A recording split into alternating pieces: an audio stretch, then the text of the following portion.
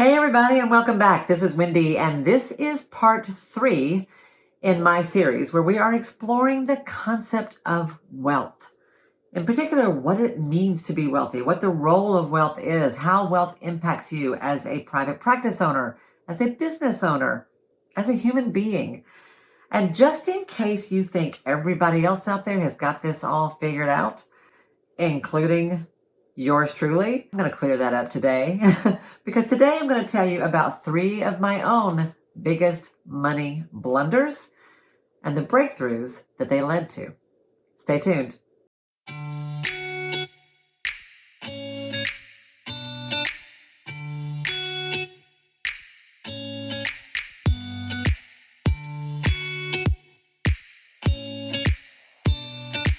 Hello everyone and welcome back. This is Wendy Pitts-Reeves, and I am so glad to see you here today.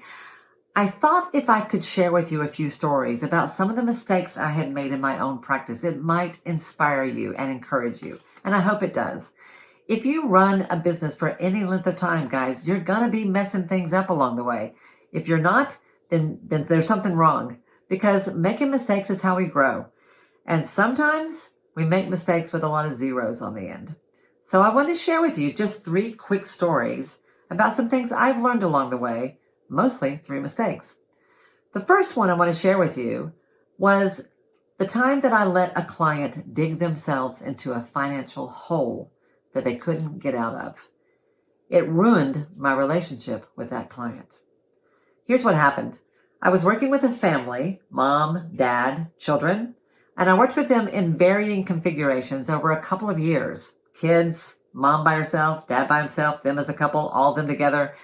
I really loved this family. We had a great relationship. We did really good work together. In fact, we had such a connection. They were the kind of folks that I think I probably would have been friends with if we had met outside the counseling office. You know those folks, right? We're really lucky when they show up in our office. But along the way, one of the parents changed jobs 3 different times. They were a professional who moved from one job to another several times in those couple of years. They were all good changes. They were appropriate changes. But you know what happens when you change jobs? Your benefits change too, right? And back then, I was on every insurance panel known to humankind, including theirs. And so every time that parent changed jobs and their benefits changed, it threw me all over again. I'd have to find out what the new deductible is, what the new copay is, how much have they met of the old one, where does one stop and the other one start? It became a pretty big mess pretty quickly. And y'all, this is so not my strong suit. Keeping up with the details of your insurance plan is not something you really want me to do. So I didn't. I tried, but I didn't. And what happened was, after a couple of years, the amount that they owed me got so big, I could no longer ignore it. I finally, I told them, y'all, I've got to figure this out. I know. And they would ask me, what do we owe you? And I'm like, I know, I'm working on it.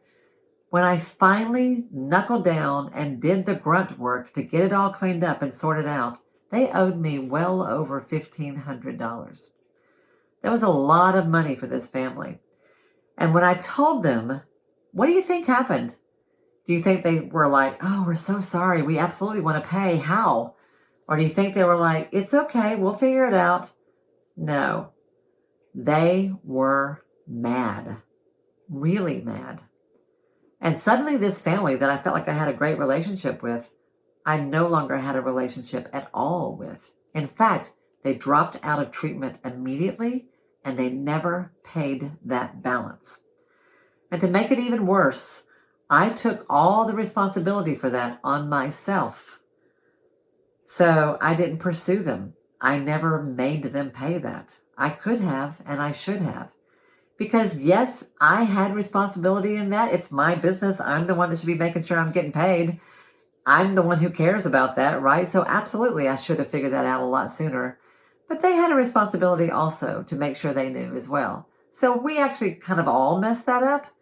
But in the end, I lost a client that I really liked, and it felt really bad. It felt really, really bad. You know what I learned from that? Big old blunder. I learned not to let your clients dig themselves into a financial hole, and I never have since. For one, I don't take insurance anymore, but even if I did, I'm not going to let it get to that point. Except for maybe one time that I can think of, I've never let anyone get more than maybe $200 or $300 in debt to me since. If the number starts to creep up, we need to stop and figure out how they're going to pay for it. They may need to arrange credit elsewhere, but I'm not going to be the bank. They need to pay me. Because if I don't do that, I am doing them a disservice. They're going to feel bad about it. I'm going to feel bad about it. And as I learned, it's going to mess everything up. Don't let your clients dig themselves into a hole. The second little blunder I want to tell you about might not sound like a blunder, but it is. I was on, as I mentioned, every insurance panel known to humankind for a very long time. At one point, I had a couple of colleagues in my practice who were not. They either had never been on any kind of an insurance panel, or they had been but had made the decision to get off. And as I watched them, I thought, wow, is this really possible? Could I do that someday? I didn't really think I could. I didn't have much courage at that point, but I sure wanted to. The day came when I got really fed up with one particular insurance company, and I said, you know what? It's time. I'm going to cut this particular contract. And I did cut one contract. I was nervous about it. I felt bad about it. And I was super apologetic to my clients.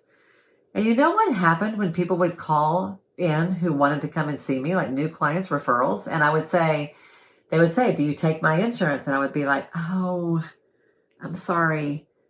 I used to, but I had a lot of problems with them. They didn't pay and the paperwork was crazy and they were always messing things up. So I finally had to stop and no, actually I don't.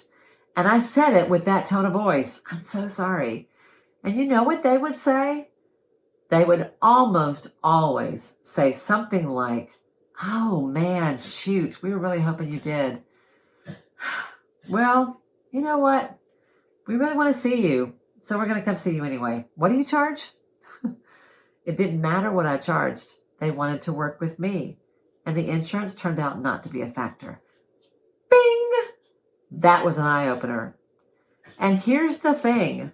Over the next 5 years, I continued to learn that lesson over and over until I finally got up the nerve to stop taking insurance completely. Why that's a blunder? Because most of those contracts paid me anywhere from a third to maybe 50%, maybe 60 or 70% of what my actual rates were. I don't want to think about how much money I lost over those years when people could have been and probably would have been willing to pay me full fee. When I finally made the decision to walk away from my biggest contract, at that point, which was covering probably 80% of my clients, I lost one client out of a full practice. There's a lesson in that, y'all. People pay for what they value. And when they value their work for you, they'll find a way to cover it. I lost a lot of money that way. That was a blunder. What I learned from that, people pay for what they value. So I don't do that anymore. And my income went up pretty significantly once I got that lesson, finally. And then the last little thing I thought I'd share with you is that we get what we imagine we can get.